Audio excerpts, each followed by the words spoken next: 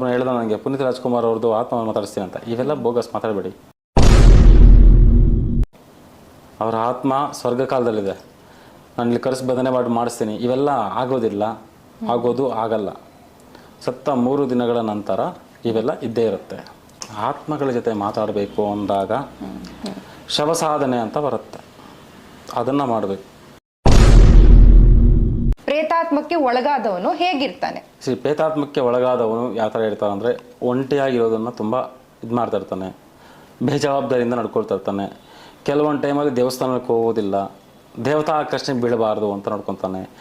ಮತ್ತೆ ಏನಾಗುತ್ತೆ ಅಂದರೆ, ಒಬ್ಬನೇ ಕೂತ್ಕೊಂಡು ಹಳಿಯೋ ಜಾಸ್ತಿ ಆಗ್ತಿರುತ್ತೆ, ಬ್ಯಾಕ್ ಪೇನ್ ಜಾಸ್ತಿ ಬರುತ್ತೆ. ಪ್ರೇತಾಕರ್ಷಣೆ ಆಗಿದ ತಕ್ಷಣ ಅವನೇನು ಆಚೆ ಕಡೆ ರಿಯಾಕ್ಟ್ ಮಾಡ್ಬೇಕಂತದಿಲ್ಲ. ಇವೆಲ್ಲ ಅಂಶಗಳು ಹುಚ್ಚುಚ್ಚಾಗಿ ಮಾತಾಡ್ತಾ ಇರ್ತಾರೆ. ಸೊ ಇದು ಯಾರೆಲ್ಲ ಸಾಧಕರೆಲ್ಲ ಬರಬೇಕು ಅಂದ್ಕೊಂಡಿರೋ ದಯವಿಟ್ಟು 28ನೇ ತಾರೀಕು ನೀವು ಬರ್ಬೋದು. ಎಲ್ಲ ಒಂದು ಭೂತಗಳನ್ನು ಕೈಯಲ್ಲಿ ಇಟ್ಕೊಂಡಿದೆ ಈ ತಾಯಿ. ನಾವೇನೋ ತಪ್ಪು ಮಾಡಿದಾಗ ಇದು ಹಿಂಗಲ್ಲ ಹಿಂಗೆ ಅಂತ ಸರಿ ಮಾಡೋಳು ಈ ತಾಯಿ, ಅರ್ಥಾಯ್ತಾ? ಸೊ ಕೆಟ್ಟ ದಾರಿಯಲ್ಲಿ ಯಾರು ನಡೀತಾ ಇದ್ದಾರೋ ಅವನ್ನ ಒಳ್ಳೆ ದಾರಿಗೆ ರೂಪಿಸೋದು ಈ ತಾಯಿ. ಬುರುಡೆ ಎಲ್ಲ ಹಾಕೊಂಡಿರ್ತಾರೆ ಶಿವ. ಏನಕ್ಕೆ? ಎಲ್ಲ ಭೂತಗಳನ್ನ ತನ್ನ ಕೈಯಲ್ಲಿ ಇಟ್ಕೊಂಡ್ರು ಶಿವ. ಆ ಶಿವನಿಗೆ ಅಧಿಕಾರವನ್ನ ಕೊಟ್ಟು ಆ ಶಿವನಿಗೆ 2ರಷ್ಟು ಶಕ್ತಿಯನ್ನು ಕೊಡೋದು ಕಾಳಿ. ಒಂದು ವ್ಯಕ್ತಿಯ ದೇಹಕ್ಕೆ ಯಾವಾಗ ಪ್ರೇತಾತ್ಮ ಹಿಡ್ಕೊಳ್ಳುತ್ತೆ, ಅದರಿಂದ ಏನೆಲ್ಲ ಸಮಸ್ಯೆಗಳಾಗುತ್ತೆ, ಹೇಗಿರ್ತಾನೆ ಪ್ರೇತಾತ್ಮಕ್ಕೆ ಒಳಗಾದವನು ಹೇಗಿರ್ತಾನೆ? ಪ್ರೇತಾತ್ಮಕ್ಕೆ ಒಳಗಾದವನು ಯಾವ ಥರ ಇರ್ತಾನೆ ಅಂದರೆ, ಒಂಟಿಯಾಗಿರೋದನ್ನು ತುಂಬ ಇದು ಮಾಡ್ತಾ ಇರ್ತಾನೆ, ಬೇಜವಾಬ್ದಾರಿಯಿಂದ ನಡ್ಕೊಳ್ತಾ ಇರ್ತಾನೆ. ಕೆಲವೊಂದು ಟೈಮಲ್ಲಿ ದೇವಸ್ಥಾನಕ್ಕೆ ಹೋಗೋದಿಲ್ಲ, ದೇವತಾ ಆಕರ್ಷಣೆ ಬೀಳಬಾರ್ದು ಅಂತ ನೋಡ್ಕೊತಾನೆ. ಮತ್ತೆ ಏನಾಗುತ್ತೆ ಅಂದರೆ, ಒಬ್ಬನೇ ಕೂತ್ಕೊಂಡು ಹಳಿಯೋ ಜಾಸ್ತಿ ಆಗ್ತಿರುತ್ತೆ, ಬ್ಯಾಕ್ ಪೇನ್ ಜಾಸ್ತಿ ಬರುತ್ತೆ. ಪ್ರೇತಾಕರ್ಷಣೆ ಆಗಿದ ತಕ್ಷಣ ಅವನೇನು ಆಚೆ ಕಡೆ ರಿಯಾಕ್ಟ್ ಮಾಡ್ಬೇಕಂತದಿಲ್ಲ. ಇವೆಲ್ಲ ಅಂಶಗಳು ಹುಚ್ಚುಚ್ಚಾಗಿ ಮಾತಾಡ್ತಾ ಇರ್ತಾರೆ, ಅವರಾಗ ಅವರೇ ಮಾತಾಡ್ಕೊತಾ ಇರ್ತಾರೆ. ಅವರಾಗ ಅವರೇ ನಿನ್ನೆ ಒಬ್ಬ ಬಂದಿದ್ದ, ನಾಳೆಗೆ ಆಟೋಮೆಟಿಕ್ ಮಾತಾಡ್ತಾನೆ ಇದ್ದ, ನಂತರ ನಾರ್ಮಲ್ ಮಾತಾಡ್ತಿರ್ತಾನೆ. ಸೈಲೆಂಟ್ ಆಗಿದ್ರೆ 5 ನಿಮಿಷ ನಾಳೆಗೆ ಮಾತಾಡ್ತಾನೆ ಇರ್ತಾನೆ. ಸೊ ಇವೆಲ್ಲ ಪ್ರೇತಾಂಶಗಳು, ಪ್ರೇತಾಕರ್ಷಣೆ. ಬಿಸ್ನೆಸ್ ಅಲ್ಲಿ ಕೂಡ ಸಡನ್ ಆಗಿ ಲಾಸ್ ಆಗುವಂತದ್ದು ಅಂದ್ರೆ, ಆ ವ್ಯಕ್ತಿಗೆ ಏನಾದ್ರೂ ಪ್ರೇತಾತ್ಮ ಹಿಡ್ಕೊಂಡಾಗ ಸಡನ್ ಆಗಿ ಚೆನ್ನಾಗಿದ್ದಂತಹ ವ್ಯಕ್ತಿ ಆರೋಗ್ಯ ಸಮಸ್ಯೆಗೆ ಒಳಗಾಗುವಂಥದ್ದು, ಈ ತರದ್ ಏನಾರು ಆಗುತ್ತೆ? ನಾನು ಆಗ್ಲೇನೆ ಹೇಳಿದೆ, ಪ್ರೇತ ಅಟ್ರಾಕ್ಟ್ ಮಾಡಬಹುದು, ಬಿಡ್ಬೋದು ಅಂತ ಕೂಡ ಹೇಳಿದೆ. ಆಯ್ತಾ? ಪ್ರೇತ ಬಿಟ್ಟಿದ ತಕ್ಷಣ ಅವನ ಅಟ್ರಾಕ್ಟ್ ಆಗೋದು, ಎದ್ದು ಒದ್ದಾಡೋದಲ್ಲ. ಪ್ರೇತ ಬಿಟ್ಟೋದ್ರೆ ಅವನ ಅಂಶಗಳು, ಅವನ ಬ್ರೈನ್ ಎಷ್ಟು ಚುರುಕಾಗಿದೆಯೋ, ಎಷ್ಟು ಅವನ ಬ್ರೈನು ಬಿಸ್ನೆಸ್ ಅಲ್ಲಿ ಇಂಪ್ರೂವ್ಮೆಂಟ್ ಆಗ್ತದೇನೋ, ಅದನ್ನ ತುಳಿಯೋದನ್ನ ಬಿಡೋದನ್ನ ಅಂತ ಹೇಳ್ತೀವಿ. ಇವಾಗ ಅವನ ಒಂದು ಟ್ಯಾಲೆಂಟ್ ಇಂದ ಹೋಗ್ತಿರ್ತಾನೆ ಪಾಪ, ಆಯ್ತಾ? ಅದನ್ನ ಸರ್ವನಾಶನ ಮಾಡಕ್ಕಂಥದ್ದು ಈ ಪ್ರೇತವನ್ನ ಬಿಡಕ್ಕಂಥದ್ದು. ಯಾವ ರೀತಿ ಬಿಡಬೇಕು? ನಾನು ಪ್ರತಿಯೊಂದು ಕ್ಲಾಸು ಲೈವಲ್ಲೇ ಹೇಳ್ಕೊಡ್ತೀನಿ. ಯಾವುದೇ ಪ್ರಕಾರವಾಗಿ ಅದಕ್ಕೆ ನಾನು ಹೇಳೋದು, ಅವ್ರ ಬಿಸ್ನೆಸ್ ಅವರು ಅಷ್ಟೇ, ಅವರ ಇದು ಅಷ್ಟೇ, ತೋರಿಸ್ಕೊಳ್ತಾ ಇರಿ. ಯಾಕಂದ್ರೆ ಕಲಿಯುಗ, ಆಯ್ತಾ? ಎಲ್ಲವನ್ನ ಕಲಿತು ಎಲ್ಲವನ್ನು ಮಾಡೋ ಪ್ರಯೋಗಗಳಿವೆ. ಬೇಗ ಅಟ್ರಾಕ್ಟ್ ಆಗುತ್ತೆ, ಬೇಗ ಹೊಡೆಯುತ್ತೆ. ಯಾಕೆ ಅಂದರೆ ನೀವು ಅಷ್ಟೇ ಪಾಪಗಳು ಮಾಡಿರ್ತೀರಾ, ನಾವು ಅಷ್ಟೇ ಪಾಪಗಳು ಮಾಡಿರ್ತೀವಿ. ಇಬ್ಬರಿಗೂ ಕರ್ಮ ಅನ್ನೋದು ಅದು ಆಮೇಲೆ. ನೀನು ಕರ್ಮ ಸತ್ತೋದ್ಮೇಲೆ ನನಗೇನು ಬೇಕು ಕರ್ಮ?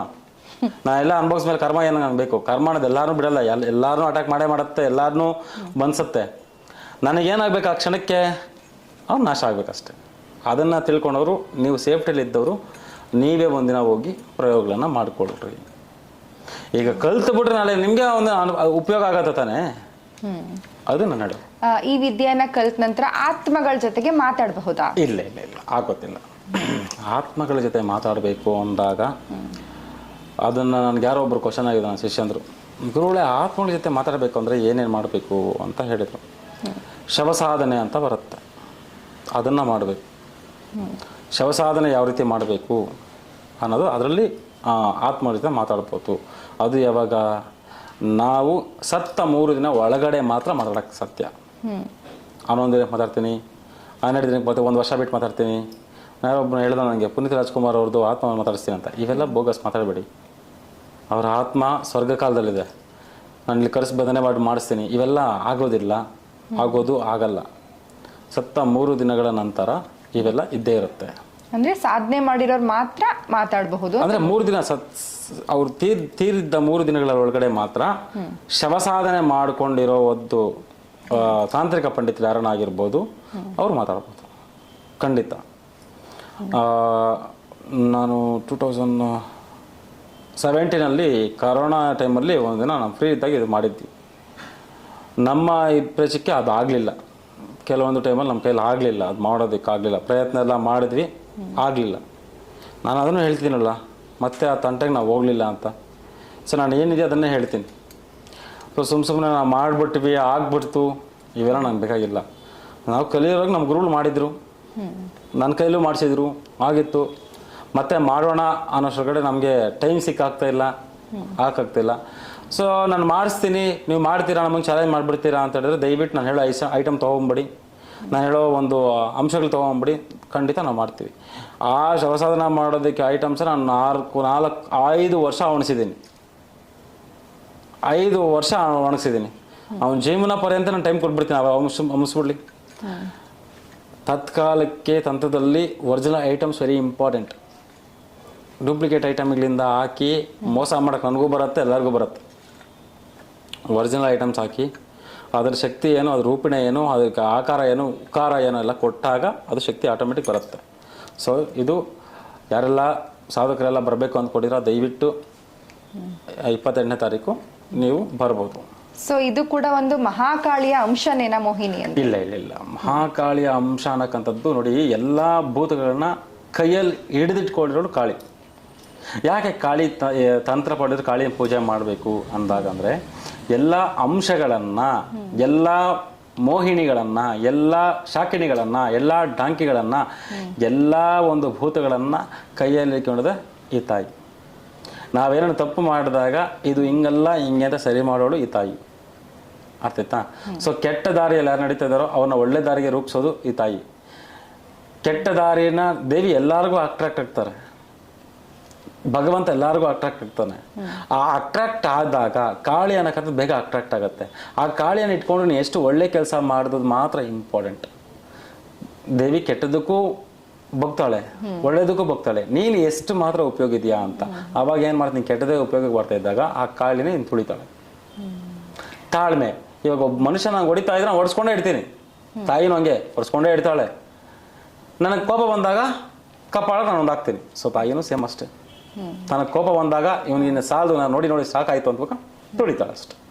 ಓಕೆ, ಈ ನಿರಾಕಾರವಾದಂತಹ ಮೋಹಿನಿ, ಆ ಶಕ್ತಿಯನ್ನ ದೇವರು ಅನ್ನುವಂತ ಒಂದು ಶಕ್ತಿ ಏನು ಮಾಡಕ್ ಆಗಲ್ವಾ? ನೆಗೆಟಿವ್ ಎನರ್ಜಿ ಅಲ್ವಾ? ದೇವ್ರು ಮಾಡಕ್ಕಾಗಲ್ಲ ಅಂತಲ್ಲ, ಇವ್ರಿಗೆ ಬೇಕು ಅವೆಲ್ಲ. ಭೂತನಾಡಿ ಅಂತ ಕರಿತೀವಿ. ಈಗ ಒಂದು ಎಕ್ಸಾಂಪಲ್, ಶಿವನಿಗೆ ಏನಕ್ಕೆ ಪುರಗಳೆಲ್ಲ ಬೇಕು? ಬುರುಡೆ ಎಲ್ಲ ಹಾಕೊಂಡಿರ್ತಾರೆ ಶಿವ. ಏನಕ್ಕೆ? ಎಲ್ಲ ಭೂತಗಳನ್ನ ತನ್ನ ಕೈಯಲ್ಲಿ ಕೊಂಡೋರು ಶಿವ. ಆ ಶಿವನಿಗೆ ಅಧಿಕಾರವನ್ನ ಕೊಟ್ಟು ಆ ಶಿವನಿಗೆ 2ರಷ್ಟು ಶಕ್ತಿಯನ್ನು ಕೊಡೋದು ಕಾಳಿ. ಶಿವನಿಗೆ 10ರಷ್ಟು ಶಕ್ತಿಯನ್ನು ಕೊಟ್ಟಿರೋಳು ಕಾಳಿ. ಕಾಳಿ ಅನ್ನಕ್ಕಂಥದ್ದು ಎಲ್ಲ ಕೋಟ್ಯಾನುಕೋಟಿ ದೇವತೆಗಳ ಒಂದು ಅಂಶ, ಪ್ರಥಮ ಕಾಳಿ. ಯಾಕಂದ್ರೆ ಎಲ್ಲ ದೇವತೆಗಳು ಶಕ್ತಿ ರೂಪಣೆಯನ್ನ ಮಾಡಿ ನಿರೂಪಣೆಯನ್ನ ಮಾಡಿರೋದು ಅವನವರು. ಅಲ್ಲಿಗೆ ಶಕ್ತಿ ಇರಬಾರ್ದು. ಶಂಕು, ಚಕ್ರ, ಗದೆ, ಅಸ್ತೆ ನೋಡಿ ಎಲ್ಲಾನು ಅಲ್ಲೇ ಇದೆ. ಎಲ್ಲ ಅಂಶಗಳು ಅವ್ರ ಹತ್ರ ಇರುತ್ತೆ. ಎಲ್ಲ ದೇವತೆಗಳನ್ನ ತುಳಿಯೋ ಶಕ್ತಿ ಅವ್ರಿಗಿದೆ. ಈಗ ಒಂದು ಎಕ್ಸಾಂಪಲ್, ರಕ್ತ ಬೀಜನ ಸಂಭಾರ ಮಾಡಿದ ತಕ್ಷಣ ಯಾಕೆ ನರಸಿಂಹ ಬಂದು ಅಡ್ಡ ಬಿಡಲಿಲ್ಲ? ಯಾಕೆ ಗಣಪತಿ ಬಂದು ಅಡ್ಡ ಹೋಗ್ಲಿಲ್ಲ? ಶಿವನೇ ಯಾಕೆ ಮಲಗಿ ಅಡ್ಡನ ತರಿಸ್ಕೊಂಡ ಅಂದರೆ, ತಾಯಿ ಬಗ್ಗೋದು ಪ್ರೀತಿಗೆ ಮಾತ್ರ. ತಾಯಿ ಬಗ್ಗೋದು ತನ್ನ ಗಂಡನ ಒಂದು ಅಂಶದ ಪ್ರೀತಿಗೋಸ್ಕರ ಮಾತ್ರ. ಅಲ್ಲಿ ಶಿವ ಇರಲಿಲ್ಲ ಅಂದರೆ ಏನಾಗಿರ್ಬೋದು? ಜಸ್ಟ್ ಇಮ್ಯಾಜಿನ್ ಅಷ್ಟೆ. ನಾನು ನೋಡಿಲ್ಲ, ನೀವು ನೋಡಿಲ್ಲ, ಪುರಾಣದಿಂದ ಬಂದಿರೋದೇ ಇದು. ಅಲ್ಲಿ ಶಿವ ಇಲ್ಲ ಅಂದರೆ ಏನಾಗಿರೋದು? ಅಲ್ಲಿಗೆ ಅರ್ಥ ಮಾಡ್ಕೊಳ್ಳಿ, ತಾಯಿ ಬಗ್ಗೋದು ಪ್ರೀತಿಗೆ ಮಾತ್ರ. ಆ ಪ್ರೀತಿಯಲ್ಲಿ ಯಾರು ಕರೆದ್ರೂ ಒಲಿತಾಳೆ, ಅದೇ ತಾಯಿಯ ಒಂದು ಅಂಶ.